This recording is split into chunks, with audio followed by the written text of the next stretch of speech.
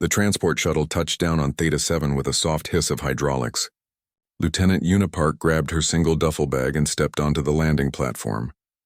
The mining colony stretched before her, a collection of prefabricated buildings clustered around massive drilling operations. Above, 3 moons hung in a purple sky. She had been assigned here as a human liaison officer. It was not an important job. Everyone knew it. The Galactic Council had created these positions to make humans feel included, but nobody expected much from them. Humans were soft. Humans were weak. Humans got scared too easily and cried over strange things.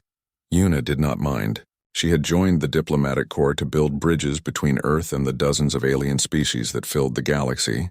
If that meant taking a quiet posting on a frontier mining world, she would do her job well. The colony administrator, Director Kale, met her at the landing pad. He was Thanner, which meant he stood nearly 8 feet tall with 4 arms and skin like polished stone. He looked down at her with the expression she had seen many times before. Disappointment mixed with barely hidden contempt. "Lieutenant Park," he said, his voice rumbling like distant thunder. "Your quarters are in Section C. I trust you will not require special accommodations. The human section of the base has appropriate atmosphere and gravity." "Thank you, Director," Una replied. She kept her voice professional. "I look forward to working with everyone here." Kale made a sound that might have been laughter. "Work? Yes. Well, try not to get in the way of actual operations." He turned and walked away, his heavy footsteps echoing on the metal platform. Una watched him go. She had developed thick skin over the past 3 years in the diplomatic service. Still, it stung sometimes. She shouldered her bag and headed toward her assigned quarters. Over the next few days, Una explored the colony. Most of the workers ignored her. Some were polite. A few were openly hostile. She documented everything in her daily reports, though she doubted anyone back on Earth read them carefully. On her 4th day, she discovered the daycare center. It was located in the eastern section of the colony, near the residential quarters. The building was larger than she expected, with wide windows and an outdoor play area surrounded by safety barriers. Una stood outside and watched. Inside, younglings from 6 different species played together. There were small Drex children with their gray skin and oversized eyes. There were Halen younglings, barely bigger than human toddlers, their feathers just starting to grow. And there were 3 Valkyr cubs, their green scales gleaming under the artificial lights. A Valkyr adult emerged from the building. She was smaller than Director Kale but still towered over Una. Her scales were darker green, and her eyes held an intelligence that reminded Una of Earth's ancient reptiles. "You are the human liaison," the Valkyr said. It was not a question. "Yes, my name is Una Park. I am Rena. I manage this facility." Rena tilted her head in the Valkyr way of showing curiosity. "You watch the younglings often." Why, Una felt her cheeks warm. "I didn't mean to seem strange. I like seeing them play together. Different species all getting along. You find this remarkable? On Earth, we spent thousands of years fighting each other over small differences. Seeing children from across the galaxy playing together. Yes, I find it remarkable." Rena studied her for a long moment. "You may visit whenever you wish, Lieutenant Park. Perhaps you can teach the younglings about Earth. They are curious creatures." That became Una's routine. Each afternoon, after finishing her minimal official duties, she would visit the daycare center. She told the younglings stories about Earth. She showed them pictures of oceans and mountains and cities. The 3 Valkyr cubs became particularly attached to her. They would run to greet her each day, their small claws clicking on the floor. Rena watched these interactions with quiet interest. One evening, as Una was leaving, the Valkyr stopped her. "My cubs like you," Rena said. "This is unusual. Valkyr younglings are taught to be cautious of other species." "They're wonderful," Una replied honestly. "All of them are. You truly mean that. I can see it in your face. Humans are very expressive." Rena paused. "Director Kale says humans are too emotional, too weak for frontier work. But I think perhaps he is wrong about some things." Una smiled. "Thank you, Rena. That means a lot." 2 weeks after her arrival, Una noticed something wrong. The power core that supplied energy to the entire colony had begun making strange sounds. She heard it first while passing the engineering section, a deep humming that rose and fell in irregular patterns. She reported it to Director Kyle. "The core is functioning within normal parameters," he told her dismissively. Your species has sensitive hearing. You are detecting normal operational variants. With respect, Director, I think someone should check. Lieutenant Park. His voice turned cold. You are not an engineer. You are barely qualified to be here at all. Do not tell me how to run my colony. Yuna backed down, but the humming continued. And each day it grew louder.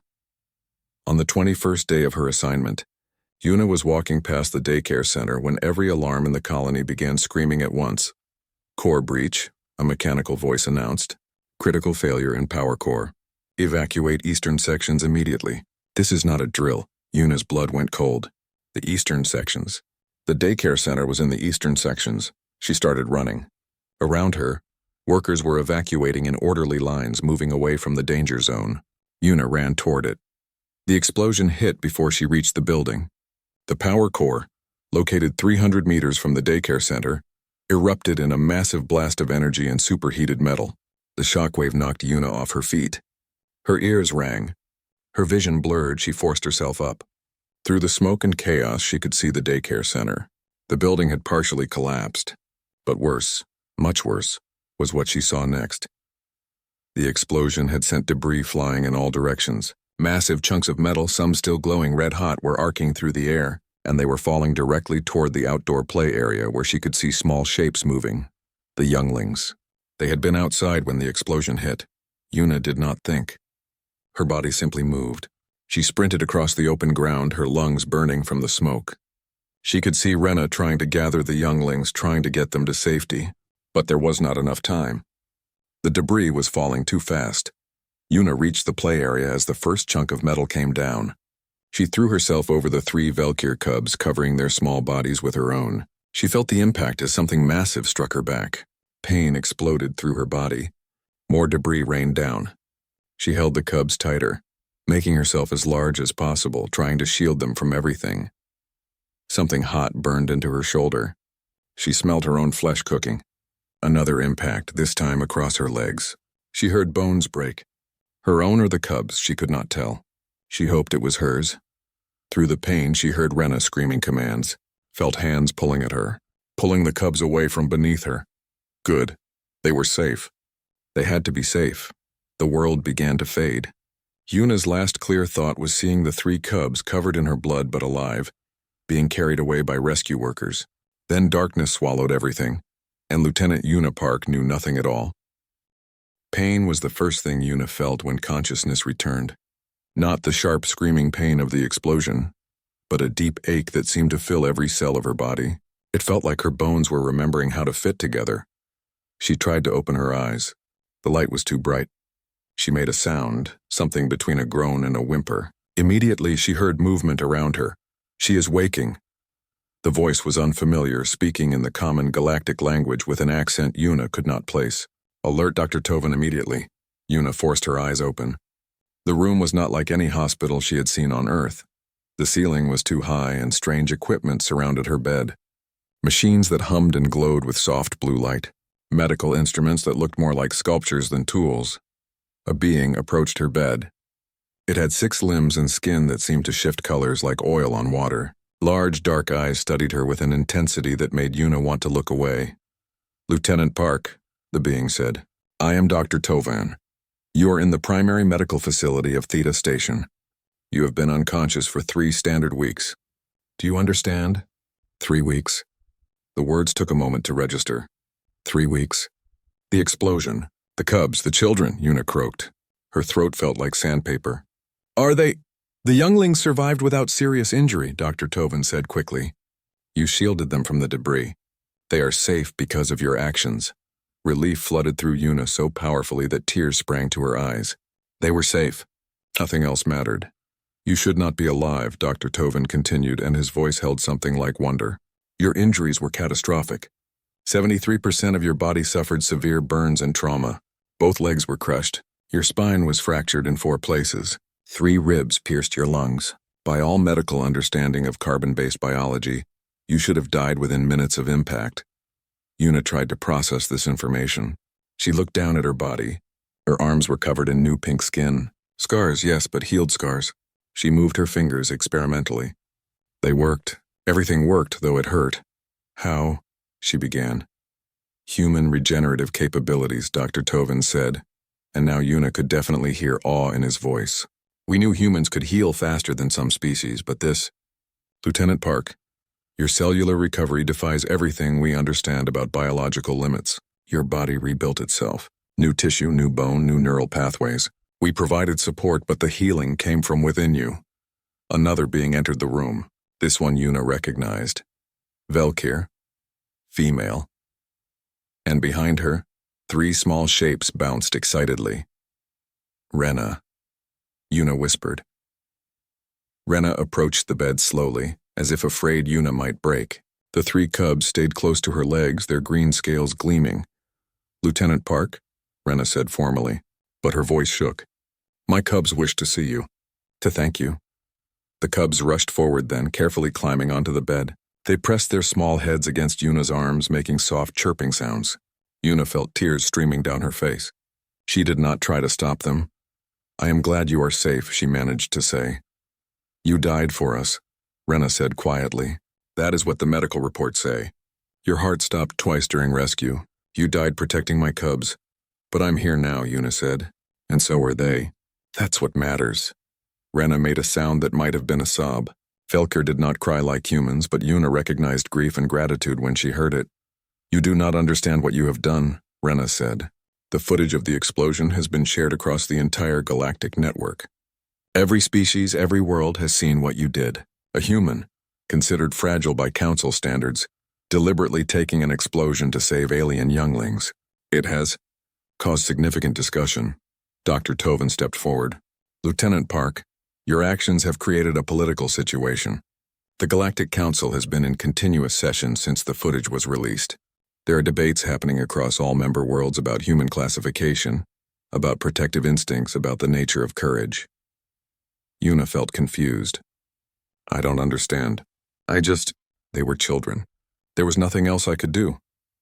That, Dr. Tovin said softly, is precisely what has shaken the galaxy. Over the next few days, as Yuna grew stronger, visitors came, first members of the colony staff, many who had ignored her before. They brought gifts, offerings from their homeworlds, tokens of respect. Some apologized for their treatment of her. Others simply stood in silence as if looking at something they could not quite comprehend. Director Kyle came on the 5th day. The massive Thanner stood in the doorway of her room for a long moment before entering. Lieutenant Park, he said. His voice was different from before, quieter. I owe you an apology. Several apologies. I dismissed your concerns about the power core. I treated you with disrespect because of your species, and I would have let those younglings die because I was too proud to evacuate in time. Yuna did not know what to say. She settled for, the cubs are safe. That's what matters. No, Kale said firmly. What matters is that you were right and I was wrong. About everything. I have been a director for 40 years. I thought I understood capability and weakness. You have taught me that I understood nothing. He bowed then, a deep formal bow that Thanner gave only to superiors. Then he left. Dr. Tovin had been recording Yuna's recovery with fascination. On her 10th day awake, he showed her the scan results. This is your spine 3 weeks ago, he said, displaying a holographic image. Yuna could see the fractures, the damage. It looked impossible to survive. And this is your spine now. The second image showed fully healed vertebrae, new bone growth that had fused perfectly. We have no medicine that can do this, Dr. Tovin said.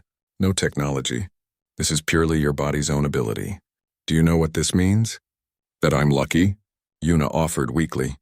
It means humanity is far more resilient than the Council ever imagined. It means we have been categorizing your species incorrectly for 50 years. It means everything is about to change. The next day, Rena arrived with news that made Yuna's head spin. The Galactic Council has requested your presence, Rena said. Not a representative. Not your commanding officer. You, specifically. They wish to speak with Lieutenant Yuna Park about the incident on Theta 7. But I'm just a liaison officer, Yuna protested. I'm nobody important. You saved my cubs, Rena said quietly. You showed the galaxy what humanity means. You are the most important person in the universe right now. The formal summons arrived that evening. It was delivered by 3 council representatives, each from different species. The holographic message was simple but unprecedented. Lieutenant Una Park of Earth is hereby summoned to appear before the full Galactic Council. All 73 member species will be in attendance. This is a Category 1 priority event. Transportation will be provided immediately upon your medical clearance. Dr. Toven, watching the message, made a sound of disbelief. A Category 1 priority. That designation has not been used in my lifetime. Lieutenant Park, do you understand what this means? Una shook her head, feeling overwhelmed. It means, Dr. Toven said slowly, that every species in the galaxy wants to meet you. The entire council meeting for one person. This has never happened before in the 4,000 years of the council's existence. Una looked down at her scarred hands. She thought about the cubs, about how small they had felt under her body, about how she had not thought at all, just acted. And now the entire galaxy wanted to talk to her about it. Can I refuse? She asked quietly. Technically, yes, Dr. Toven replied. But Lieutenant Park, I think you should go. I think the galaxy needs to hear what you have to say. Rena stepped forward and took Una's hand in her clawed one. I will come with you. My cubs will come. We will stand beside you when you face the council. You saved our lives. Now let us help you face whatever comes next. Una looked at the Valkyr, at the doctor, at the summons still glowing in the air. She thought about saying no. She thought about going home to Earth, to safety, to obscurity. But she also thought about those cubs, and about all the other children across the galaxy. If her story could help somehow, if her actions meant something beyond just that one moment. Okay, she said finally. I'll go. I'll tell them what happened. Then we leave tomorrow, Rena said. The council sphere awaits, and Lieutenant Una Park, the galaxy is watching. The council sphere was the most beautiful and terrifying thing Una had ever seen. It orbited a neutron star, and the entire structure seemed to glow with captured starlight. The transport shuttle carrying Una, Rena, and the 3 cubs approached slowly, dwarfed by the massive station. 4,000 years old, Rena said quietly, watching Una's expression, built by the first 20 species to form the council. Every material used in its construction came from a different homeworld. It is meant to represent unity. Una pressed her hand against the window. She could see ships from dozens of species docked at various ports. Beings moving through transparent corridors. This was the heart of galactic civilization, and she was about to walk into it. I'm going to say something stupid, she whispered. I'm going to embarrass Earth. You jumped into an explosion to save children, Rena replied. Nothing you say could embarrass your world more than staying silent would. The shuttle docked.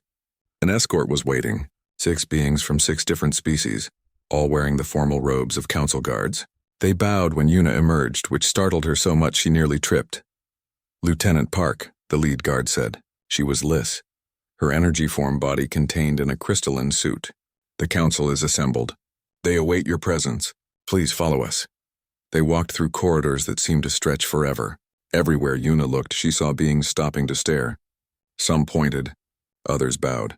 A few made gestures she recognized as signs of respect from their various cultures. It made her skin crawl with discomfort. Why are they looking at me like that? She asked Rena quietly. Because they have seen what you did, Rena replied, and they cannot understand it. So they are in awe of what they cannot understand. The corridor opened into a vast chamber. Una's breath caught. The council chamber was enormous, a perfect sphere with seating arranged in rings around a central platform. Every seat was filled. 73 species, hundreds of representatives all present in person. In the center of the chamber stood a being that seemed to be made of living crystal. It caught the light and threw rainbows across the walls. When it moved, it chimed like music. That is Archon Velis, Rena whispered. The council speaker. The oldest living being in the galaxy. Una was guided to the central platform. Her legs shook. She had given speeches before, small ones to other diplomats. But this was different. This was everyone.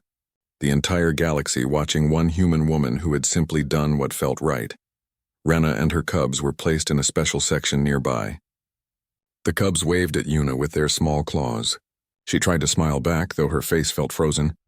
Archon Velis moved forward. When they spoke, their voice resonated through the chamber like crystal bells. Lieutenant Una Park of Earth, they said. You have been brought before the full Galactic Council to address an event that has sparked unprecedented debate among our member species. Before we begin formal questioning, I must ask, do you understand why you are here? Yuna's mouth was dry. Because of what happened on Theta 7, Archon, correct. But do you understand the significance? The confusion your actions have created? No, Archon. I'm sorry, I don't. A murmur ran through the chamber. Archon Velis seemed to consider this. Then allow me to explain, they said. Your species, humanity, was contacted by the Council 47 years ago. Since that time, you have been classified as Category 5 sapients. Do you know what that means? It means, Yuna hesitated. It means we're considered intelligent but physically limited compared to most species. Emotionally unstable, unsuited for high-risk environments. Precisely. This classification was based on extensive biological and psychological analysis. Humans are fragile. You break easily. You panic under stress. You form emotional attachments that compromise logical decision-making. This is not an insult, Lieutenant. It is simply fact as we understood it. Yuna nodded slowly. She had heard this many times. And yet, Archon Velis continued, and their voice grew stronger. 3 weeks ago, you performed an action that contradicts every aspect of this classification. You ran toward an explosion, not away from it. You used your fragile body as a shield for younglings not of your species. You died twice protecting aliens you had known for mere weeks. And then impossibly you healed from injuries that should have been fatal. The Archon turned to address the full chamber. So I ask this council, how do we reconcile this contradiction? How do we explain Lieutenant Park's actions within our understanding of humanity? Silence filled the vast space. Then slowly beings began to speak. A Thanner representative stood. The human acted irrationally. She was lucky to survive. We should not base policy on individual aberration. A Drek stood next. Or perhaps this individual shows us something we missed. Perhaps human fragility is compensated by something else. Emotion, called out a Halen. Humans are driven by emotion. She acted without thought. Is action without thought not the definition of instinct? This came from a Velkir. And are instincts not evolution's way of ensuring survival? The debate grew heated. Yuna stood in the center, listening to dozens of species argue about humanity, about her actions, about what it all meant. Some called her brave. Others called her foolish. A few suggested her survival proved humans were hiding capabilities from the Council. Finally, Archon Velis raised their crystalline arms. The chamber fell silent. Lieutenant Park, they said, turning back to her. We can debate theory endlessly. But you are here. You did this thing. So I ask you directly, and I ask that you answer with complete honesty. Why did you do it? Yuna looked up at the ancient being. Around them, hundreds of eyes watched her. She thought about lying, about giving them some answer that sounded profound. But Rena had said to speak truth. They were children, Yuna said quietly. There was no choice to make. The chamber erupted. Some beings stood and shouted. Others gestured frantically to their neighbors. Archon Velis did not call for order. They simply watched Yuna with those ancient crystalline eyes. When the noise died down, a Krell representative spoke. The Krell were hive minds, and their voice sounded like many beings speaking at once. No choice? There is always choice. Survival or death. Individual or group. Self or other. These are fundamental choices that all sentient beings must make constantly. To claim no choice existed is to claim you are not truly sapient. Yuna felt anger flare in her chest. She was tired of being analyzed, of being picked apart like a specimen. I'm sapient, she said, and her voice came out stronger than before. But I'm also human. And humans. We're not wired to watch children die. Any children. It doesn't matter if they're our species or not. When you see a child in danger, you protect them. That's not irrationality. That's not stupidity. That's just being human, an archivist stood. The archivists were a species devoted to recording history. But this is not isolated to you, Lieutenant Park. Since humanity joined the Council, we have documented 47 separate incidents of humans engaging in similar behavior, shielding others during accidents, prioritizing alien lives over their own safety, providing aid at personal cost. The archivist displayed holographic data in the air. Incident after incident, humans doing what Yuna had done. Smaller acts perhaps, but the pattern was clear. This is not individual aberration, the archivist continued. This is species-wide behavior. The question is why? A Silene scientist spoke up. Perhaps we have been wrong about human emotion. We classified it as weakness because it seems chaotic, but chaos can be a survival strategy. Emotional attachment to offspring makes sense evolutionarily. But humans extend that attachment beyond their own young, beyond their own species. This is unprecedented. It is dangerous, insisted Akrell. Beings who sacrifice themselves for others reduce the survival capability of their species. Or increase it, Rena said, standing. I did not ask to speak, but I claim the right as a witness. My cubs live because Lieutenant Park sacrificed herself. Now my cubs will grow, will breed, will contribute to our species. But they will also remember what a human did for them. They will teach their cubs, and those cubs will teach theirs. Lieutenant Park has created a debt of honor that will echo through generations of Valkyr. She turned to face the full council. The Thanner representative said humanity is fragile. He is correct. Lieutenant Park should have died. But the Saline scientist is also correct. Humanity survived because they protect each other even at cost. This is not weakness. This is a strength we have failed to recognize. Archon Velis moved to the center platform beside Una. The council must vote on how to proceed with humanity's classification. But first, Lieutenant Park, I must ask you one more question. If faced with the same situation again, knowing the pain you would endure, knowing you would die, would you make the same choice? Una thought about the burns, the broken bones, the weeks of pain. She thought about never seeing Earth again, never seeing her family. She thought about all of it. Then she thought about 3 small cubs chirping happily as they played. Yes, she said simply. Every time, Archon Velis seemed to glow brighter. Then humanity is not what we thought, and the council must decide what that means for all of us. The council called for a recess after Una's testimony. She was escorted to a private chamber where she could rest. Her legs were shaking from standing so long and her scars ached. Rena came with her, bringing the cubs.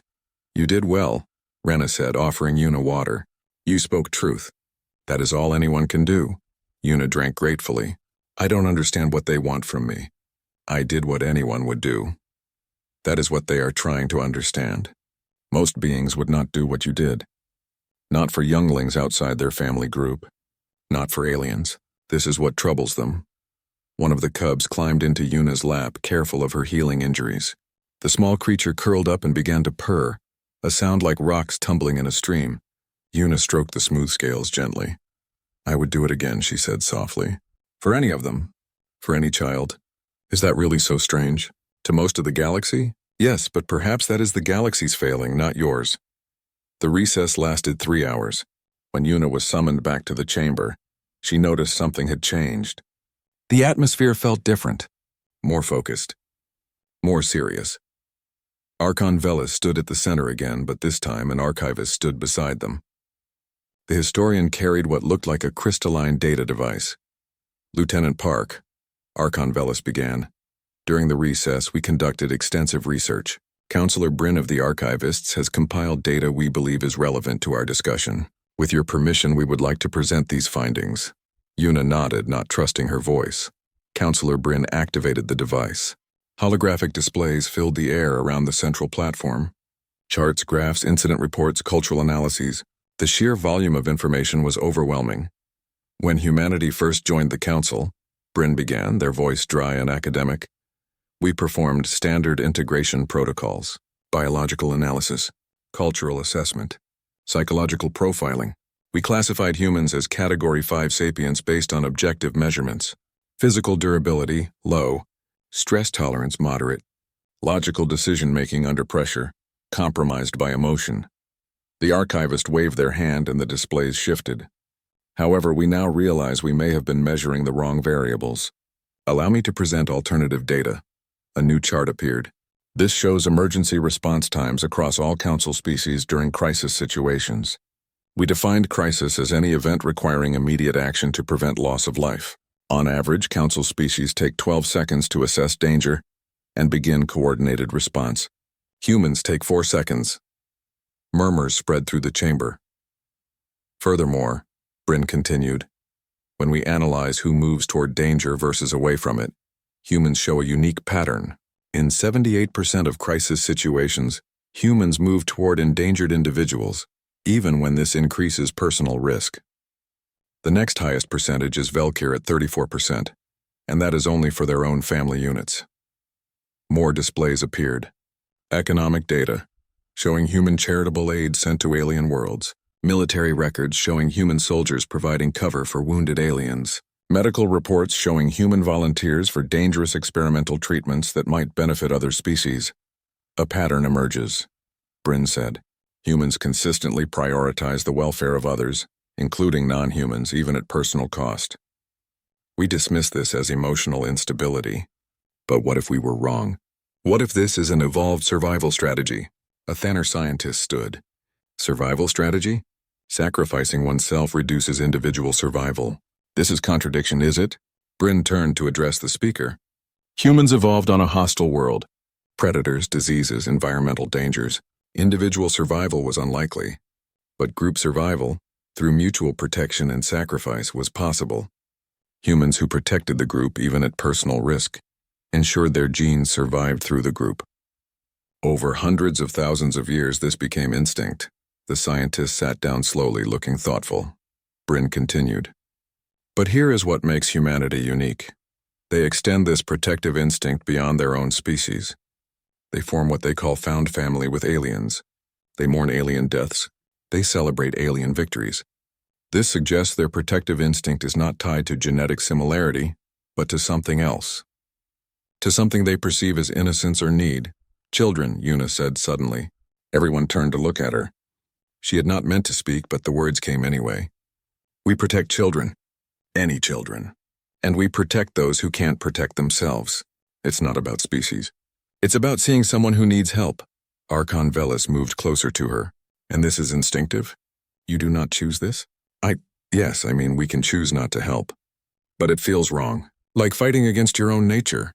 Fascinating, breathed a Silene in the crowd.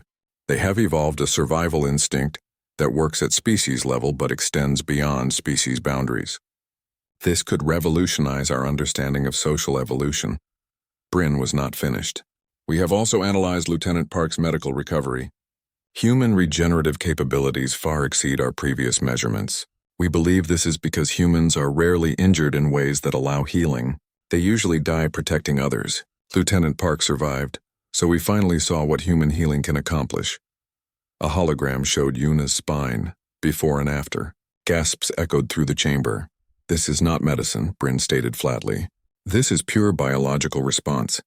If humans can heal like this naturally, combined with their protective instincts, they represent a unique resource in crisis situations. A Krell representative stood, their hive-mind voice resonant. You suggest we have been categorizing humanity incorrectly for 47 years. That their weaknesses are actually strengths in contexts we did not consider. Yes, Bryn said simply. Archon Velis turned to face the full council. Their crystalline forms seemed to pulse with inner light. This brings us to the purpose of this assembly. The council must vote on two measures. First, the reclassification of humanity. Second, a proposal regarding humanity's role in the council. The chamber fell silent. This was it, Una realized. Whatever came next would change everything for Earth. I propose, Archon Velis announced, that humanity be reclassified from Category 5 sapience to Category 1 strategic sapience. Furthermore, I propose that humans be offered a new role within the council structure, crisis response coordinators. The chamber erupted in discussion. Una felt dizzy. Category 1 was the highest classification, reserved for species deemed essential to galactic function. Archon Velis raised their arms for silence. Let me explain. In times of crisis, when lives are at stake, most species follow logical protocols. We assess risk. We calculate losses. We make rational decisions. This is efficient in most situations, but sometimes logic fails. Sometimes beings need someone who will run into danger, not away from it. Someone who will prioritize lives over resources. Someone with what humans call heroic instinct. They turned to Una. Lieutenant Park, would humanity accept this role? Would your people be willing to train as crisis responders? To be called upon when disaster strikes? To coordinate evacuations and rescue operations across the galaxy? Una's mind raced. This was too much, too fast. She was just one person. How could she answer for her entire species? She began, then stopped. She thought about Earth, about humans she knew, about the firefighters and disaster relief workers and volunteers, about people who ran toward trouble because someone needed help. I can't speak for all of humanity, she said carefully. But I think, I think many humans would want this. We have a saying on Earth. Who else if not us? When else if not now? We've always believed that if you can help, you should help. Even at cost? Archon Velis pressed. Una looked at Rena, at the cubs who had survived because she acted without thinking. She looked at her scarred hands. Especially at cost, she said quietly. Because that's when help matters most. Archon Velis turned back to the council. You have heard the proposal. You have seen the evidence. Now we must vote. But first I open the floor for final discussion. Species after species stood to speak. Some expressed concern about putting humans in danger. Others argued that humans would revolutionize crisis response. The debate raged for hours. Una listened to them discuss her species, her people, their future. Finally, when all voices had been heard, Archon Velis called for the vote. The council will vote on 2 measures. First, the reclassification of humanity to Category 1 Strategic Sapience. Second, the creation of a crisis response command with humans serving as coordinators. These votes will be conducted simultaneously. All council members register your decision. The chamber fell silent. Una held her breath. Around the room, representatives activated their voting devices. Lights began to appear above each section. Blue for yes, red for no. Blue lights started appearing, one after another. The Valkyr voted blue. The Drex voted blue. The Selene blue. Even the Thanner, after a long pause, voted blue. More blue lights, then more. The chamber filled with blue glow. When the final vote registered, Archon Velis announced the result. The vote is unanimous. All 73 member species approve both measures. Humanity is hereby reclassified as Category 1 Strategic Sapience. The Crisis Response Command is established, with humans as coordinators. The chamber erupted in sound. Some species cheered. Others made sounds of approval in their own languages. Rena was crying, her cubs chirping excitedly. Una stood frozen. Unanimous, every single species had voted yes. Archon Velis approached her. Lieutenant Park, on behalf of the Galactic Council, I thank you. You have shown us something we had forgotten. That strength comes in many forms. That courage is not the absence of fear, but action despite it. That sometimes the smallest among us can teach the greatest lessons. They extended a crystalline hand. Una took it, feeling the strange, smooth texture. Welcome, Archon Velis said, to your new role in the galaxy. May humanity guide us all toward better futures. 3 months after the council vote, Una stood in a training facility on a space station orbiting Earth. The room was filled with beings from a dozen different species, all wearing the new uniform of the Crisis Response Command. The uniform was simple, designed to be practical rather than decorative. On the shoulder, each person wore a patch showing a hand reaching down to lift another hand up. Una had not expected this part. After the vote, she assumed she would return to Earth, maybe give some interviews and let others handle the actual work. But Archon Velis had other plans. They asked Una to help create the Crisis Response Command from the ground up, to develop training protocols, to teach other species how humans thought during emergencies. She had almost refused. She was a liaison officer, not a commander. But then she remembered standing in that council chamber speaking for her species. If she walked away now, who would ensure this was done right? So she stayed, and she worked harder than she had ever worked in her life. The trainees in front of her came from species that had never worked together before. A Thanner engineer who was used to giving orders, not taking them. A Drex medic whose people valued isolation over cooperation. A Valkyr security officer who trusted logic but struggled with intuition. A Halen pilot who moved too fast and thought too slowly. A Selene scientist who understood everything intellectually but nothing emotionally. And 12 humans, volunteers from Earth who had heard about the Crisis Response Command and applied immediately.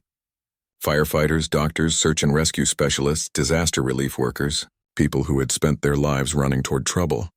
Okay, Una said, addressing the group. Today we are going to run Scenario 7. There has been an explosion at a civilian station.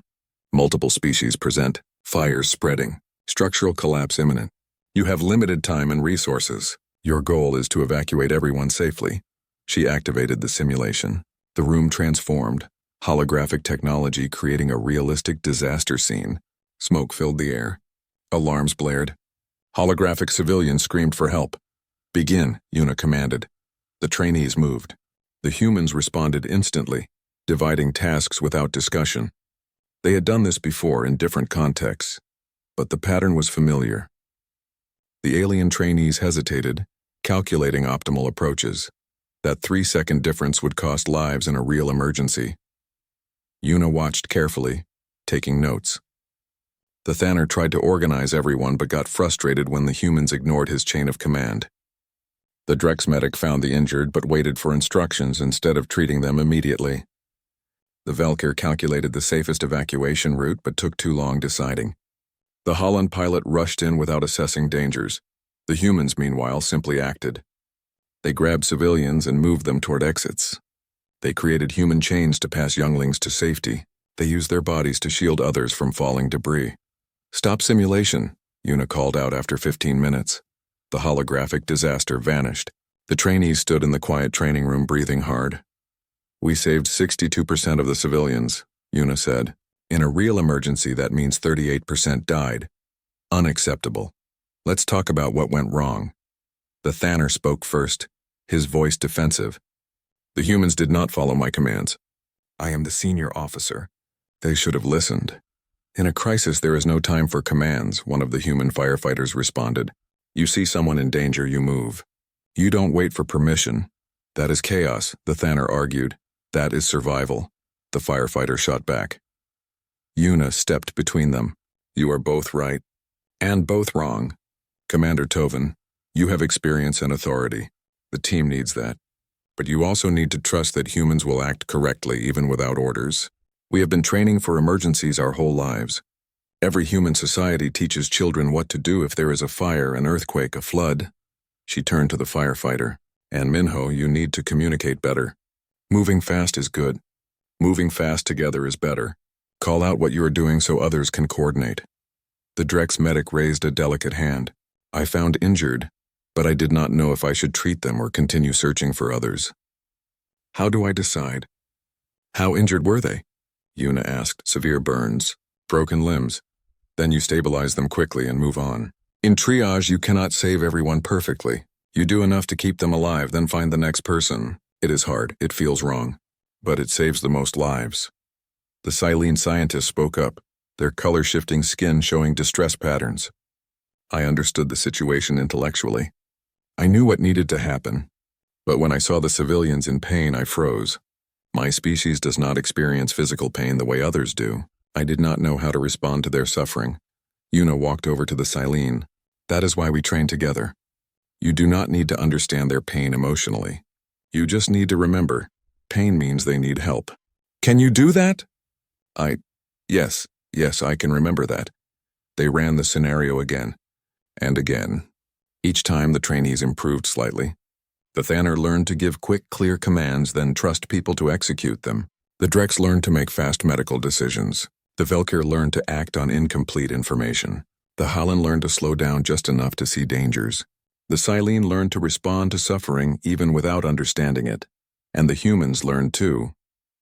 They learned to work with beings who thought differently, who moved differently, who had different strengths and limitations. By the 10th run, they saved 91% of the civilians. After training ended for the day, Yuna found Rena waiting outside the facility. The Valkyr had been appointed as liaison between the Crisis Response Command and the Council. Her cubs, now larger and more confident, waited with her. "How goes the training?" Rena asked as they walked together through the station. "Slowly, but they are learning. In another month, we will have our first operational teams ready. The Council is pleased. Many species are requesting human crisis coordinators for their homeworlds." Yuna smiled slightly. 3 months ago, most species thought humans were too fragile for frontier worlds. Now they want us everywhere. You changed their minds. One act of courage, and the galaxy saw humanity differently. They walked in silence for a moment. Then Yuna asked the question that had been bothering her. "Rena, what if I am wrong? What if I send teams out and they fail? What if humans die because I convinced everyone we are heroes?" Rena stopped walking. She turned to face Yuna directly. "Then they will die doing what humans do best, protecting others. Is that not better than dying for no reason? Is that not better than never trying at all? But the responsibility is heavy, yes, but you do not carry it alone. Every human who volunteers knows the risks. Every alien who trains beside them chooses this path. You did not force them. You showed them it was possible. One of the cubs chirped and tugged on Yuna's sleeve. She looked down. The young Valkyr was holding something, a small wooden carving, clearly made with inexperienced hands. It showed a figure with arms spread wide, sheltering smaller figures beneath. "I made this," the cub said proudly. "So you remember." Yuna felt her throat tighten. "Remember what?" "That you saved us. And now you are teaching others to save people too. You are making the galaxy better." She took the carving carefully, holding it like the precious thing it was. "Thank you. I will keep this forever." 6 months after the council vote, the first crisis response teams deployed. Yuna watched from the command center as they responded to a mining accident on a distant world. The team moved efficiently, coordinating rescue efforts across multiple species. They saved everyone. 1 year after the vote, there were 20 operational teams. They had responded to 47 emergencies. The survival rate in crisis situations across the galaxy had improved by 38%. 2 years after the vote, other species began developing their own crisis response protocols based on human methods. The Velker created a program teaching younglings about protective instincts. The Thana reformed their emergency services to prioritize speed over hierarchy. The Silene developed emotional response training for situations beyond their natural experience. Humanity had not just joined the crisis response system. They had transformed it. Yuna stood on Theta 7 3 years after the explosion. The colony had been completely rebuilt. Where the daycare center once stood, there was now a memorial. A statue showing a human figure with arms spread wide, sheltering 3 small Valkyr cubs beneath her body. The plaque at the base was written in 73 languages. Yuna read the human version. Here, one gave everything for those not her own. In this act, humanity taught the galaxy that strength is not found in scales, claws, or logic alone, but in the choice to stand between danger and the innocent, no matter the cost. This is the human gift. This is the promise of the stars. Rena stood beside her with her cubs, now young adults. They came here every year on the anniversary. "Do you regret it?" Rena asked quietly. "Your life changed completely that day." Yuna thought about it. She thought about the pain, the recovery, the responsibility. She thought about the long hours training others, the stress of command, the weight of knowing that people lived or died based on decisions she helped make. Then she thought about the 47 emergencies, the thousands of lives saved. The galaxy slowly learning that protecting each other was not weakness but the highest form of strength. "No," she said finally. "I do not regret it." The eldest of Rena's cubs stepped forward. She was training to join the crisis response command herself. "Yuna," she said, using the human's first name as she had since childhood. "When I graduate next month, I want to ask you something." "What is it?" "When I face my first real emergency, when I am scared and do not know if I can do what needs to be done, what should I remember?" Yuna looked at the young Valkyr, seeing in her the small cub she had sheltered from falling debris, seeing in her the future of a galaxy that was learning to care for each other. "Remember that being scared is okay. Being unsure is okay. But when you see someone who needs help, someone in danger, you move. You do not think about being a hero. You do not think about glory. You think about that person and you think, not today. Not on my watch. They get to live today." The young Valkyr nodded seriously. "Not on my watch. I can remember that." "Good. Then you will be exactly what the Crisis Response Command needs." They stood together at the memorial as one of Theta 7's 3 moons rose in the purple sky. Around them, the colony bustled with life, multiple species working together, living together, protecting each other. A human child ran past chasing a Drex youngling in a game of tag. An adult Thanner gently corrected them when they got too close to the memorial, but smiled as they ran off laughing. This was what Yuna had created. Not just a crisis response system, but a galaxy that was learning humanity's greatest lesson. That everyone deserves protection. That everyone deserves a chance to live. And that the smallest act of courage can change everything. "Come on," Rena said, touching Yuna's shoulder. "The council is meeting tomorrow. They want to discuss expanding the program to include children's education, teaching all younglings about protecting each other." Yuna smiled. "Teaching the whole galaxy to be more human?" "Teaching the whole galaxy to be better. You started that, Yuna Park. Now we all get to finish it." They walked away from the memorial together toward the future they were building. Behind them, the statue stood eternal in the alien sunset, arms spread wide, forever protecting those beneath, forever reminding the galaxy that strength comes not from power, but from the courage to use that power for others. And across the stars, in training facilities and emergency stations and homes on 1,000 worlds, beings of every species learned the lesson humanity had taught them, that when someone needs help, you move. You do not hesitate. You do not calculate. You protect. Because that is what heroes do, and anyone can be a hero if they simply choose to care.